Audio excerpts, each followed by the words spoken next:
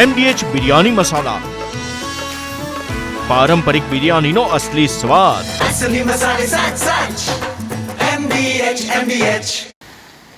વાત હવે સુરતની કરવી છે કે જ્યાં બારડોલીમાં ધોધમાર વરસાદથી સમગ્ર શહેર જાણે કે જળબંબાકાર થઈ ગયું હોય તેવી પરિસ્થિતિ જોવા મળી રહી છે। પ્રથમ વરસાદે જ પાલિકાની પ્રી મોન્સૂન કામગીરીની પોલ ખોલી નાખી છે। ભારે વરસાદના કારણે ડીએમ નગરમાં પાણી ભરાયેલા જોવા મળ્યા। સોસાયટીમાં પાણી ભરાતા સ્થાનિકોને હાલાકી વેઠવાનો વારો આવ્યો છે। ભારે વરસાદના કારણે શુગરની અંડરપાસ પણ બંધ કરવામાં આવ્યું છે। આ સાથે જ સમારિયા મોરા સહિતના અનેક વિસ્તાર પાણીમાં ગરકાવ થયા છે। નીચાણવાળા વિસ્તારોમાં પાણી ભરાવાથી હાલાકી। ઉલ્લેખનીય છે કે છેલ્લા 4 વર્ષથી ડીએમ નગરની સોસાયટીમાં વરસાદી પાણી ભરાવાની સમસ્યા સર્જાય છે। સોસાયટીમાં પાણી ભરાતા રહીશોને હાલાકી વેઠવાનો વારો આવ્યો છે। સોસાયટીમાં પાણી ભરાઈ જવાથી લોકો ઘરમાં જ રહેવા મજબૂર બન્યા છે। તંત્રને અનેકવાર રજૂઆતો કરવા છતાં પણ કોઈ પણ પ્રકારની કામગીરી ન કરી હોવાનો સ્થાનિકોનો આરોપ છે। સ્થાનિકોને રોગચાળો ફાટી નીકળવાની પણ ભીતિ છે। પાણી દર વર્ષે આને આ વસ્તુ નગરપાલિકામાં બી જાણ કરવા, પ્રાંતમાં બી જાણ કરવા છતાં કોઈ તંત્ર હાથમાં લેવાતું નથી। આ કેટલા વર્ષથી આ ચાલતું આવ્યું છે ને જે જાણ કરીએ તો પછી પાછળથી કે આ નહીં થશે, તે નહીં થશે, બસ ખાલી ખોટીના પાર્ટી ફંડના નામે પૈસા ઉઘરાવવા છે લોકોએ। આવતા ચોમાસામાં તમારે નહીં રામધૂન બોલવી પડે તો આ પોઝિશન જોવે ને કંઈ એ લોકોને વિઝિટ કરવી પડે કે નહીં કે શું હાલત છે ને આખું ઉનાળો અમે કેટલા નગરપાલિકામાં કેટલી વાર અમે ગયેલા છે તો કે બધું થઈ જાય પણ કશું થયું નથી। કેટલી તકલીફ પડે છે? તકલીફ એટલે પૂરેપૂરી તમે જો રાતના ઊંઘ નહીં થાય, ગાડીઓને કેટલું નુકસાન। છેલ્લા 4 વર્ષથી આ પાણીનો ભરાવો થાય છે। તંત્રને અમે જાણ કરતા હોવા છતાં આ તંત્ર કંઈ સેવા આપતું નથી। તો અમારે અહીંયા ઘરની અંદર અમે બધા કેદો થઈ જાય છે, બહાર નીકળાતું નથી, જવાતું નથી। તો અમારે રાશન પાણી લાવવું હોય તો કઈ રીતના લાવીએ? બરાબર, આ તંત્ર કંઈ નિરીક્ષણ કરતું નથી અને નિકાલ કંઈ કરતું નથી। સુરત જિલ્લામાં મેઘો મહેરબાન થયો છે। સુરત જિલ્લાના દરેક ખૂણાઓમાં ધોધમાર વરસાદ વરસી રહ્યો છે। હાલ આપણે છે સુરત જિલ્લાના બારડોલીના ડીએમ નગરમાં સીધા દ્રશ્યો જોઈ શકો છો કે આ ડીએમ નગર સોસાયટીમાં પાણી ભરાવાનું શરૂ થઈ ગયું છે। જે વરસાદી પાણીનો નિકાલ થવો જોઈએ તે નિકાલ ન થતા આ પરિસ્થિતિનું નિર્માણ થયું છે। જે લોકો છે ત્યાં વરસાદી પાણીમાં મજબૂર બન્યા છે। સીધા દ્રશ્યો જોઈ શકો છો કે કઈ રીતે આજે લોકો છે તે પોતાના કામકાજ અર્થે આજે વરસાદી પાણીમાં છે તે ચાલીને જઈ રહ્યા છે।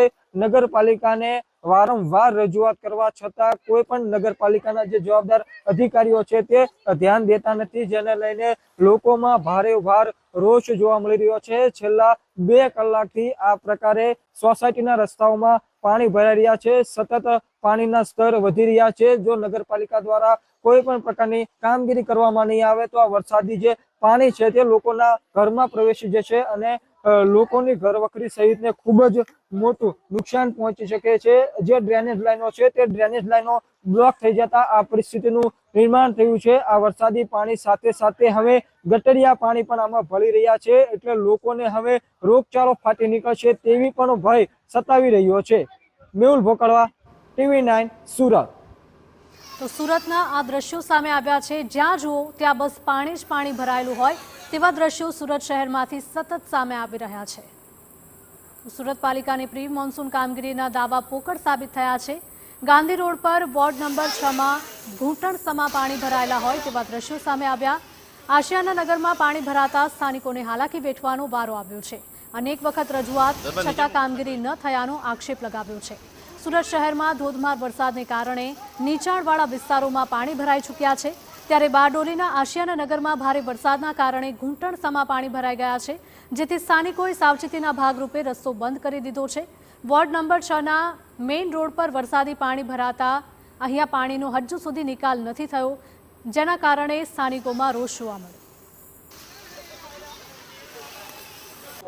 સુરત જિલ્લામાં વહેલી સવારથી ધોધમાર વરસાદ વરસી રહ્યો છે। વરસી રહેલા વરસાદને લઈને ઠેર ઠેર પાણી ભરાવાની સમસ્યાઓ સામે આવી છે। હાલ આપણે છે સુરત જિલ્લાના બારડોલી નગરના વોર્ડ નંબર 6 ખાતે સીધા દ્રશ્યો જોઈ શકો છો કે જે વરસાદી પાણીનો યોગ્ય નિકાલ ન થતા રસ્તાઓ પર વરસાદી પાણી ભરાઈ ગયા છે, જેને લઈને સ્થાનિકોએ કોઈ પણ પ્રકારની ઘટના ન બને તે માટે સાવચેતીના ભાગરૂપે આજે રસ્તો છે તે બંધ કરી દીધો છે અને જાતે જે ડ્રેનેજ લાઇનના જે ઢાંકણ છે તે ખોલી દીધા છે અને પાણી ઘટે તે માટેના પ્રયાસો થઈ રહ્યા છે. નગરપાલિકા દ્વારા કોઈ પણ પ્રકારની કામગીરી કરાતા નથી. સ્થાનિકોમાં રોષ જોવા મળી રહ્યો છે. જી, શું નામ છે તમારું?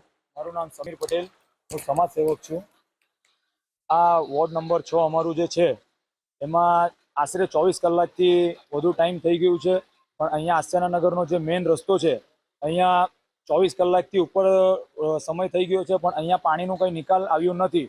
ગઈકાલે રાત્રે પણ ફોન કરેલો નગરપાલિકામાં, પણ બધાના કર્મચારીઓના ફોન બંધ હતા અને આ જે પ્રી મોન્સૂન કામગીરી છે દર વખતે થાય છે, પણ આ વખતમાં સારી રીતે પ્રી મોન્સૂન કામગીરી થઈ નથી.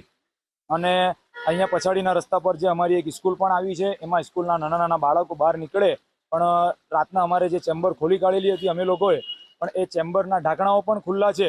એના ઢાંકણા ખુલ્લા હોવા છતાં પણ સ્કૂલના બધા બાળકો અહીંયા આવે એ પણ અમને બીક લાગે છે કે ભાઈ બાળકો ચેમ્બરમાં મસ્તી કરતા ન પડી જાય છે. અને અત્યાર સુધી 24 કલાકથી ઉપર થઈ ગયું છે, પણ આ પાણીનો કંઈ નિકાલ કરવામાં આવ્યો નથી. ગટરિયા પાણી પણ ભળી રહ્યા છે, રોગચાળો ફાટી નીકળવાનો ભય, એમાં બધું બીમારીનો ભય છે. અહીંયા મેઇન રસ્તા પર ચારે બાજુથી રસ્તો બંધ કરેલો છે. આ બાજુ બંને સાઈડ દુકાનો છે, બધાની દુકાનોમાં પાણી જતું છે, ઘરોમાં પાણી જતું છે, બધાનું માલ સામાન ખરાબ થતું છે. કોઈ આ કામગીરી કોઈ કરવામાં આવતી નથી. 24 કલાકથી ઉપર સમય થઈ ગયો છે.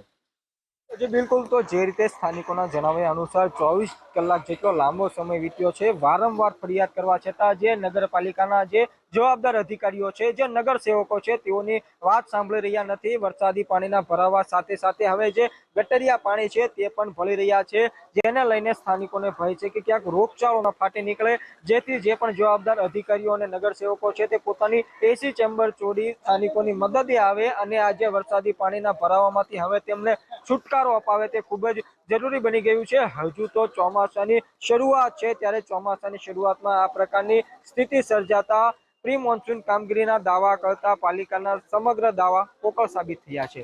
Mehul Bhokalva, TV9, Bardoli. MDH kitchen king masala રસોડામાં હોય તો આપણે કંઈ પણ બનાવી શકીએ છીએ. રીંગણાનો ઓળો, બટેટા ફુલાવર, ભીંડી મસાલા અને બીજું ઘણું બધું. MDH